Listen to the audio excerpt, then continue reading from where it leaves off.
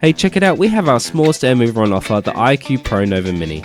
The smaller brother to the Nova Mini weighs only 4.5 kilos but outputs a respectable 340 CFM of airflow. The Nova Mini is super light, you could even lift it with your finger. These units are great for uses such as drying after carpet cleaning, spot drying smaller spills or areas, and can even be used for domestic purposes such as drying laundry. Because of its small frame, it can even fit inside cabinetry when drying.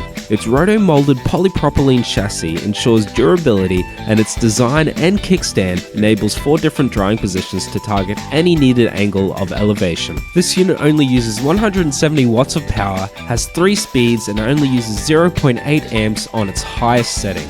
Its small amp draw means that you can use up to 12 in any GPO if needed. It's always handy to have a few of these units for smaller uses, so come down and check it out.